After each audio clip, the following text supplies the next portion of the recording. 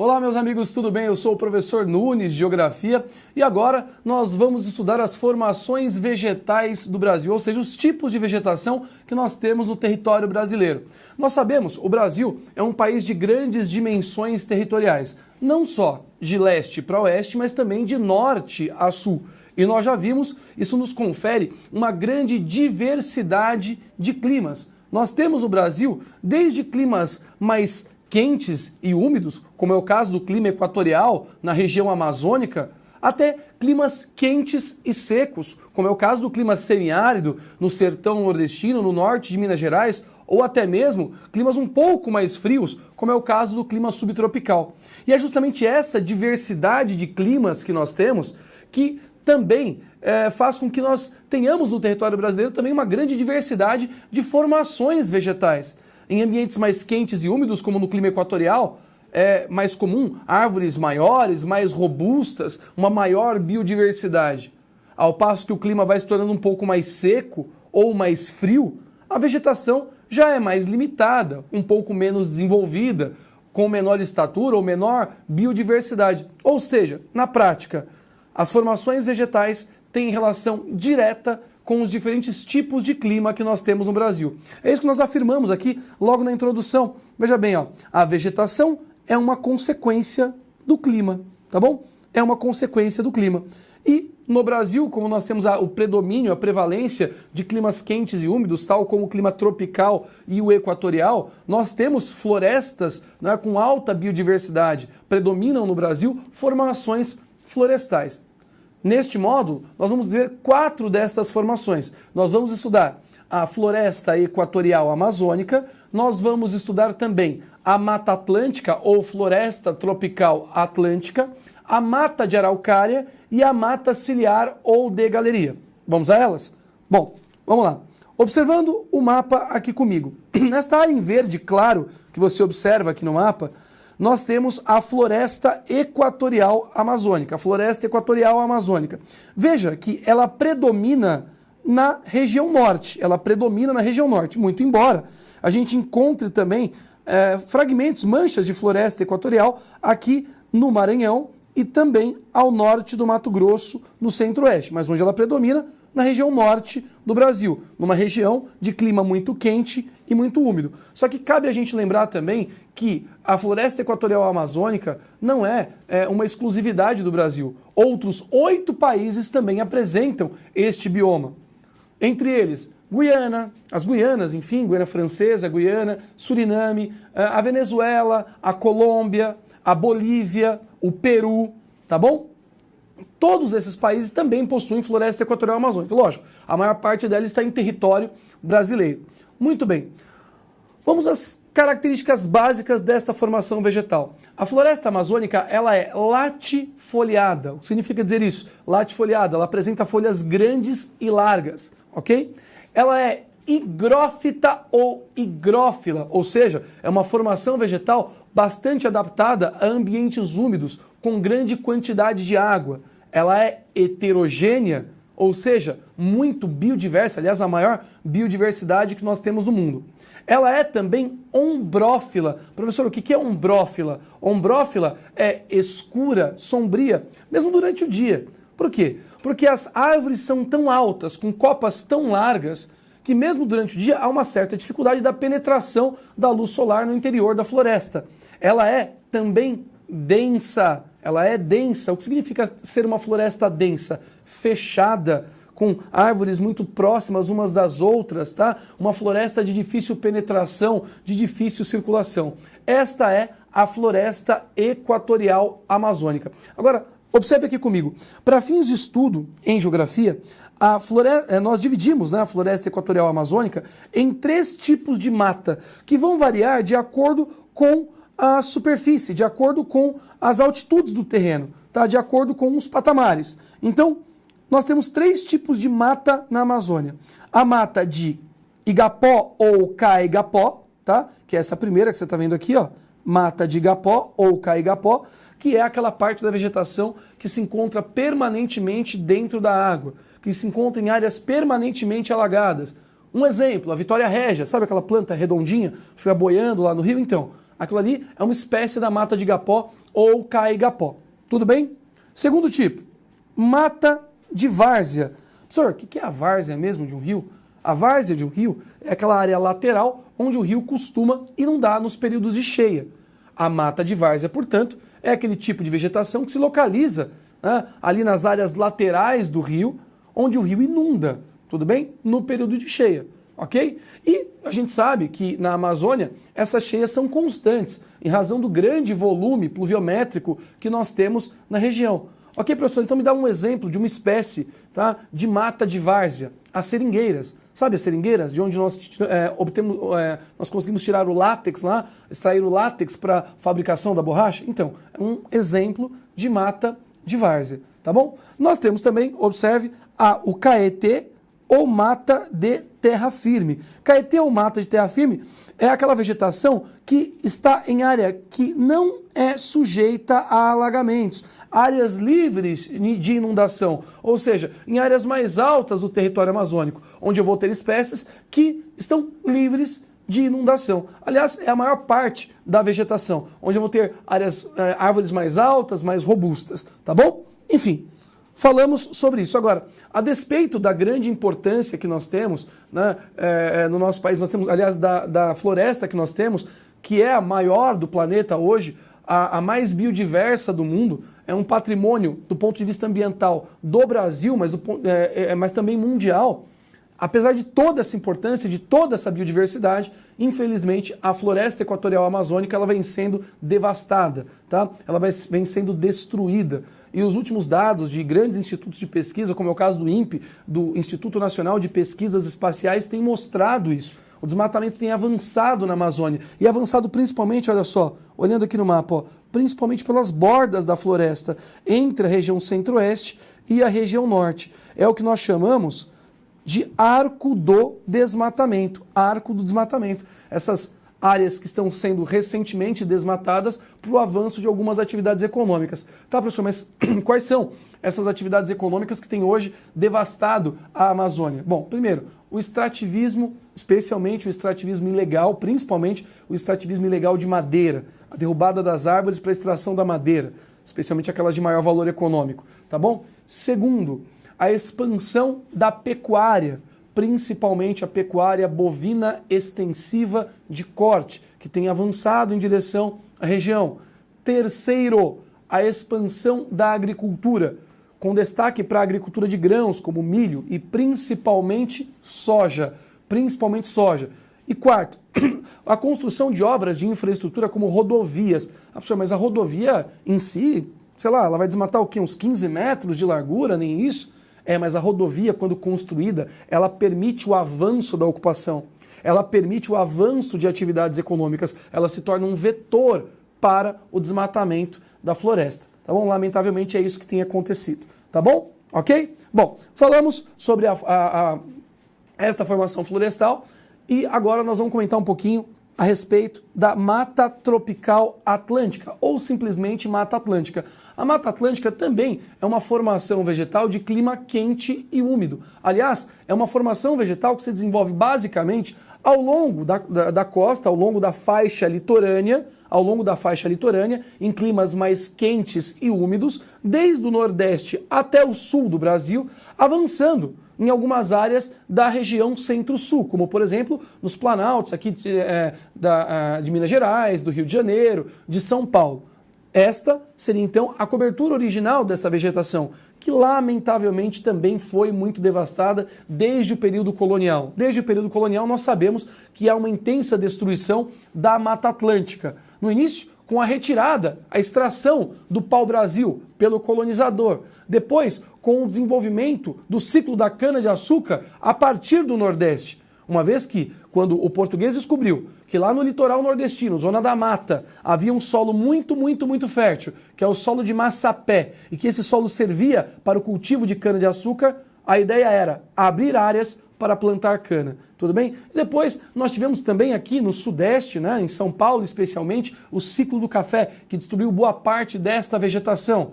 E por último, a expansão urbana e industrial que colaborou também com a devastação. O fato é que a Mata Atlântica, hoje no Brasil, ela tem uma cobertura de aproximadamente 8 a 12% do que havia no período colonial. Ou seja, em sua maior parte ela foi destruída, ela foi devastada e ela continua sofrendo grande ameaça de degradação.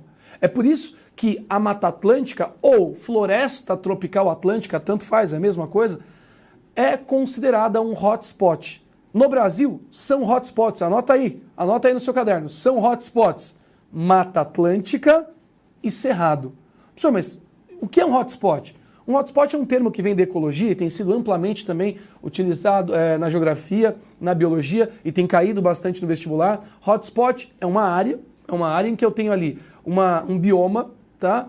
Uma formação vegetal que tem elevada biodiversidade, mas que já teve a maior parte da sua área destruída, devastada. Mais de 75% da sua área já foi destruída e que continua sofrendo grande ameaça, grande pressão pelas atividades antrópicas. Isso é um hotspot. Repito, no Brasil, Mata Atlântica e Cerrado. Tá bom? Tá, professor, mas e quais são as características, então, da Mata Atlântica? Basicamente as mesmas da floresta equatorial. Ela é latifoliada, ela tem folhas grandes e largas, ela é higrófita ou higrófila, adaptada também a ambientes bastante úmidos, ela é heterogênea, bastante biodiversa, ela é ombrófila também, no seu interior, ela é sombria, ela é escura, ela também é densa, ou seja, com árvores muito próximas umas das outras, é uma floresta mais fechada, tudo bem? Essas são as características básicas da Mata Atlântica. No estado de São Paulo, especialmente, a maior parte da Mata Atlântica que nós temos ainda preservada está na região, na área, na verdade, da Serra do Mar. Por dois motivos. Serra do Mar, uma área de difícil ocupação, por ser uma serra, e também por ser hoje uma área de proteção ambiental, onde nós temos o Parque Estadual da Serra do Mar. Tudo bem? Ok, falamos da Mata Atlântica, vamos agora falar da Mata de Araucária, ou Mata dos Pinhais, é a mesma coisa. Professor, onde eu encontro originalmente a Mata dos Pinhais ou a Mata de Araucária? Nesta área do mapa aqui, olha só, nesta área do mapa que você está vendo em verde, um pouco mais escuro. Está vendo aqui? Portanto, qual a área de ocorrência original da Mata dos Pinhais ou Mata de Araucária? Porção central da região sul, na área do Planalto Meridional, em parte do Planalto Meridional, porção central aí da região sul, como você pode observar no mapa. Professor, mas eu já ouvi falar que a Mata de Araucária ela também pode ocorrer em alguns lugares fora da região sul. Isso é verdade? Sim, é verdade. Sim, é verdade. Tá, professor, então onde? Aqui em São Paulo, por exemplo. Tá, mas para que isso ocorra, o que eu preciso ter? Bom, a Mata de Araucária ela pode aparecer aqui no sul do estado de São Paulo, por exemplo, em razão da ocorrência de climas um pouco mais frios. Nós temos áreas aqui no estado de São Paulo que estão em planaltos com maiores altitudes, com 800, 1.000 metros de altitude ou até um pouco mais, que fazem com que o clima seja um pouco mais frio. Tá? E esse clima um pouco mais frio favorece a ocorrência de manchas, de fragmentos de Mata de Araucária. Tudo bem? Ok? Bom, mas a Mata de Araucária também, como as outras formações vegetais, também foi muito devastada ao longo da história do nosso país. Alguns institutos de pesquisa apontam para um percentual de 5 a 6%, né, daquilo que havia no período colonial. Quer dizer, nós reduzimos muito esta formação no nosso território. Professor, mas quais foram os motivos da devastação da Mata de Araucária? Bom, primeiro, o extrativismo, né, da madeira, a retirada da madeira para a obtenção da celulose para a fabricação de papel. Esse é o primeiro ponto. Segundo, a construção civil, vamos lembrar também que na região sul é muito comum que nós tenhamos casas construídas em madeira, tá bom?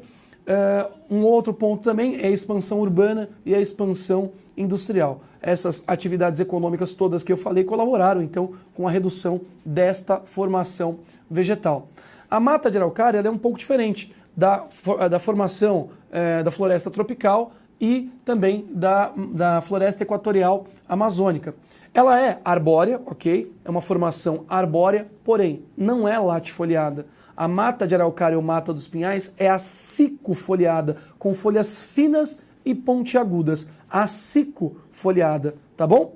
Beleza? Esse é o primeiro ponto. É uma vegetação aberta, ela não é fechada. Professor, como assim uma vegetação aberta? As árvores não estão muito próximas umas das outras, tá? Elas estão mais afastadas. É uma vegetação de fácil circulação, tá bom? É uma floresta de fácil circulação entre as espécies. E ela é também homogênea, o que significa dizer que há uma pequena variedade de espécies, há uma baixa variedade de espécies. As árvores, você vai perceber que são quase todas assim muito parecidas, né? Quase todas do mesmo tamanho. Prevalece, inclusive, no sul do Brasil, chamado pinheiro do Paraná. Tá bom?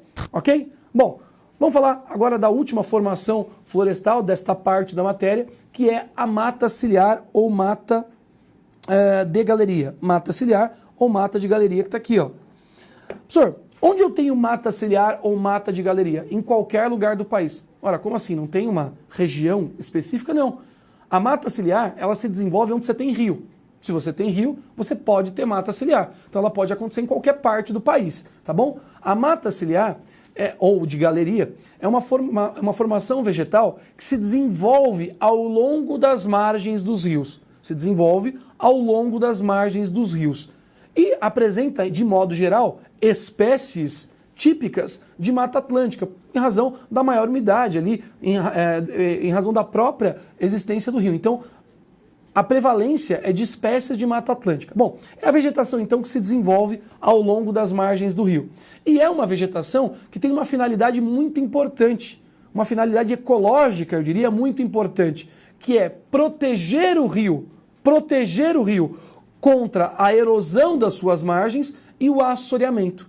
Então a mata ciliar protege o rio contra a erosão e o assoreamento, ok? Vamos lembrar também que assoreamento é o acúmulo de sedimentos no fundo do rio, levando ao entupimento do vale fluvial. Então a mata ciliar tem essa função. Agora, lamentavelmente, a mata ciliar também tem sido muito devastada nos últimos anos, aliás, nas últimas décadas, nas áreas urbanas, em função da expansão urbana mesmo, do crescimento das cidades, que fez com que as margens dos rios fossem ocupadas. Aqui em São Paulo, vamos lembrar, a Marginal Tietê. A Marginal Tietê, aquela famosa estrada que você conhece aqui em São Paulo, onde ela foi construída? Exatamente na margem do rio, onde estava a mata ciliar. Tá bom? E nas áreas rurais, professor? Nas áreas rurais, a expansão da agricultura e da pecuária também tem levado à remoção da mata ciliar. Tá bom? Muito bem. Vimos então essa primeira parte e agora vamos para os exercícios. Bom, o primeiro exercício é meramente um exercício de fixação, observe aí comigo, para que você possa completar com as formações vegetais de acordo com as cores do mapa. Nós temos aqui 11 formações vegetais, algumas delas você ainda não viu, nós vamos ver na próxima aula. Mas a primeira, que prevalece aqui ao centro do Brasil, na área mais clara do mapa, é o cerrado, tá? Vamos ver ainda na próxima aula. A 2, que prevalece aqui, ó, predomina no sul do Brasil, no sul do Rio Grande do Sul, na área chamada de Pampas ou Campanha Gaúcha, são os campos ou pradarias, uma vegetação rasteira de gramíneas. Muito bem. Na área 3, nesta área em rosa que você está vendo aí, que pega aí o sertão nordestino, onde nós temos o clima semiárido, a vegetação é de caatinga, tá bom? Na área 4, em vermelho, ao interior do Mato Grosso e Mato Grosso do Sul, nós vamos ter o Pantanal Mato-Grossense. E então nós vamos ter o Complexo do Pantanal. Complexo do Pantanal. Aliás, uma formação vegetal muito interessante, nós vamos ver na próxima aula, com elevada biodiversidade também, tá bom? Bora, 5. Veja que no 5, olha o mapa aqui, ó. Dá uma olhada. A formação vegetal 5, ela se estende em toda esta área verde escura, tá vendo? Em toda esta área verde escura, portanto, ao longo da faixa litorânea. Nesta área 5, eu vou ter a vegetação litorânea de mangues e restingas. Tá bom? Já na área 6, hoje nós vimos, né, a vegetação desta área 6, nós temos a maior floresta, né, do nosso país, que é a floresta equatorial amazônica. 6, floresta equatorial amazônica. 7, área em amarelo, abrangendo aí a faixa litorânea e o interior da região centro-sul. Naturalmente, que o que você está vendo em amarelo é a sua cobertura original. Nós estamos falando de Mata Atlântica ou Floresta Tropical Atlântica, tá bom?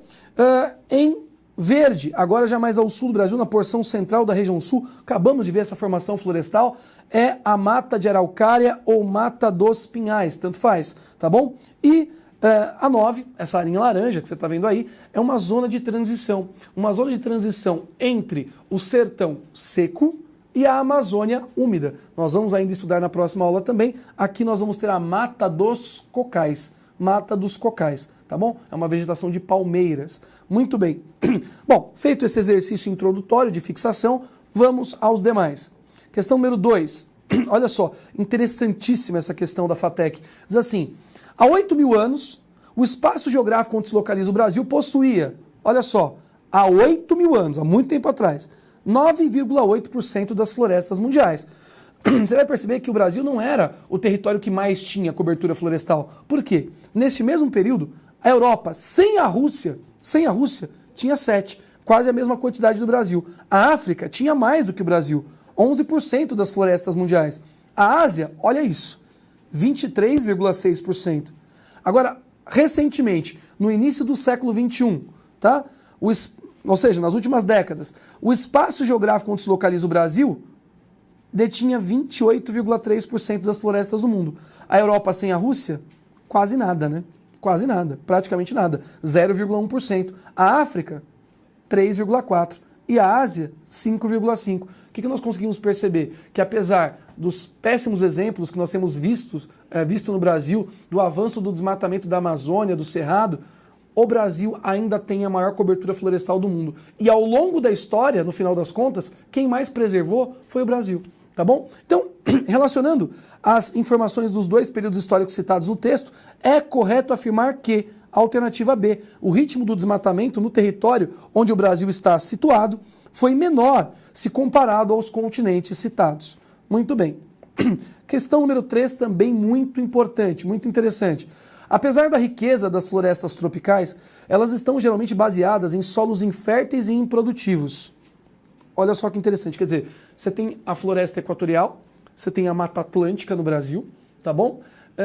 Que são algumas das principais florestas do mundo, com as maiores biodiversidades do planeta, e elas não estão baseadas em solos férteis. Professor, mas isso não é uma incoerência? Como isso é possível? Florestas tão robustas em solos tão pobres, tão naturalmente pobres em nutrientes. Ora, isso é possível graças a uma coisa chamada reciclagem de nutrientes.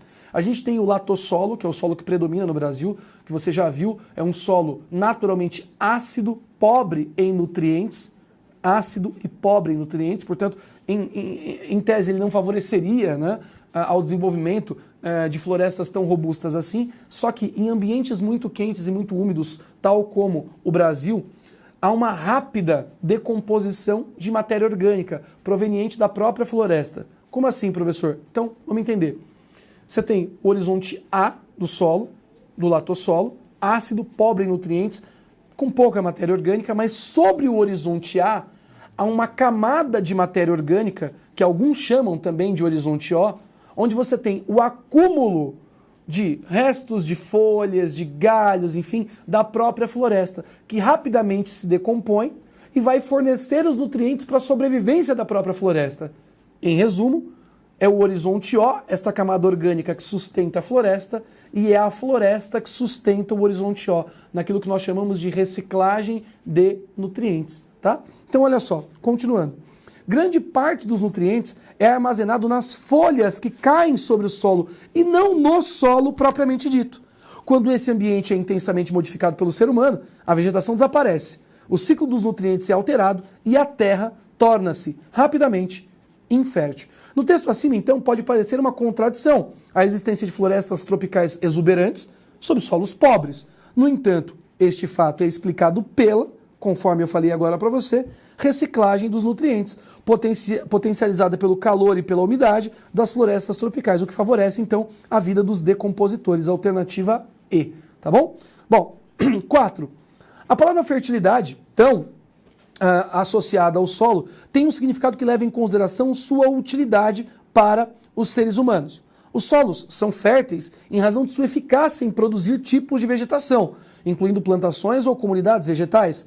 Eles, os solos, são um dos mais importantes e vulneráveis recursos naturais. Bom, A expressão "em se plantando tudo dá" surgiu de forma equivocada da célebre carta de Pero Vaz de Caminha ao rei de Portugal, Dom Manuel, ao retratar parte da potencialidade das novas terras encontradas.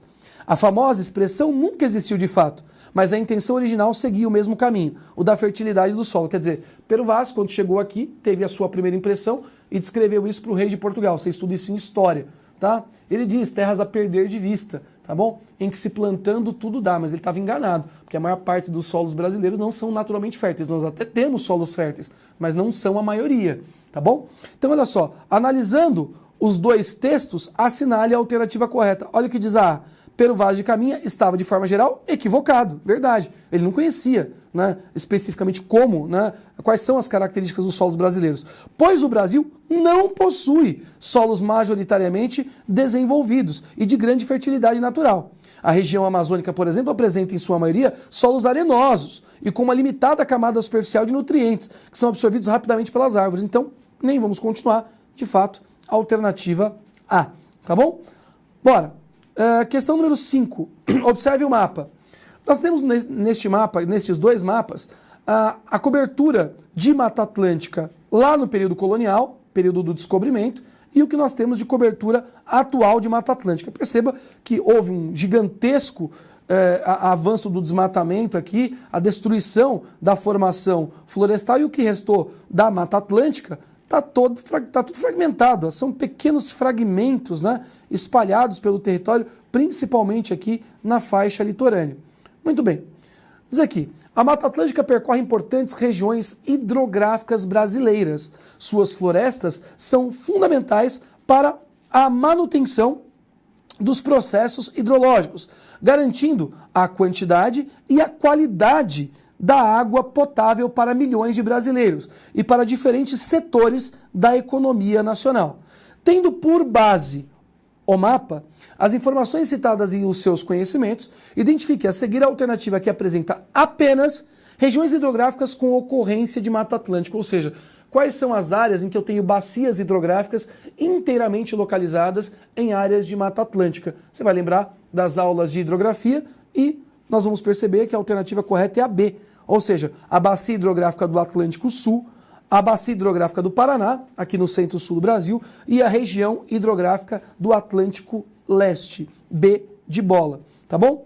A 6, bobinha, diz assim a questão da PUC, basta um peteleco, basta uma pequena alteração para causar um efeito dominó em sua biodiversidade. E além do Brasil, esta região cobre mais 8 países. Eu nem vou além. Nós estamos falando de uma formação vegetal importantíssima, de grande biodiversidade, mas quando alterada, quando desmatada esta formação vegetal, né, o solo fica exposto, ele passa a ser degradado pela ação direta dos elementos naturais e isso compromete, né, a recuperação e o desenvolvimento da vegetação. Esta formação de grande importância ecológica, ela está presente não só no Brasil, mas em vários outros países. Nós estamos falando da floresta equatorial amazônica, então, portanto, do bioma amazônico. Alternativa D de dado. Bom, 7. O desmatamento de florestas tropicais promove. Ora, quando eu destruo a vegetação, eu causo o desmatamento, né, de florestas tropicais, eu vou reduzir também a capacidade de absorção da água da chuva e também vou reduzir a emissão de vapor d'água, vou reduzir a evapotranspiração, o que compromete, tá, a ocorrência de chuvas, tá? Você diminui a pluviosidade. Nós estamos percebendo isso, lamentavelmente, nas últimas décadas, em razão da destruição da vegetação da Mata Atlântica e também, em parte, da floresta equatorial amazônica, reduziu muito a quantidade de chuva no Brasil, especialmente em algumas partes aqui do centro-sul, tá bom? E você também diminui, como você diminui a absorção da água da chuva, você diminui também a recarga dos aquíferos, que é o que está sendo dito aqui na alternativa, D de dado, tá? D de dado, muito bem. A próxima questão, número 8, uma questão dissertativa da FUVEST, segunda fase. Você observa aí o mapa, e o mapa mostra para nós aqui uma mancha em verde claro e uma mancha em verde escuro. A pergunta é, item A, identifique as áreas 1 e 2 da Mata Atlântica. Então, isso aqui é Mata Atlântica. Só que o que seria o 1 e o que seria o 2. Ora, o 1 é a cobertura original da Mata Atlântica, tá? Antes dela ser devastada, no período colonial. Então você pode colocar aí, 1, cobertura original, ok? E 2, fragmentos remanescentes, ou seja, aquilo que sobrou, tá? Depois do longo processo de desmatamento que nós tivemos nesta formação vegetal. B, explique por que os corredores ecológicos, vistos como elo de ligação entre áreas fragmentadas, podem ser instrumentos auxiliares da preservação dos biomas brasileiros. Justifique sua resposta analisando a atual situação da Mata Atlântica. Então, a gente sabe que a Mata Atlântica hoje é considerada um hotspot, porque apesar da sua grande biodiversidade, ela foi muito devastada ao longo da história, restando aí de 8 a 12% do que havia no período colonial. E a Mata Atlântica ela se encontra muito fragmentada. E se esses fragmentos permanecerem isolados, é bem capaz que esses fragmentos passem a desaparecer com o tempo. Eles tendem a desaparecer com o passar dos anos, tá bom? E aí, o que tem feito os ambientalistas, o que tem feito os gestores ambientais? Utilizado a estratégia dos corredores ecológicos. Os corredores ecológicos são uma estratégia de preservação ambiental, que se dá a partir da interligação de áreas fragmentadas que permitem a circulação de espécies, animais e vegetais e, aos poucos, ao longo dos anos, a recomposição de parte deste bioma degradado. Isso é o corredor ecológico, tá bom? Muito bem.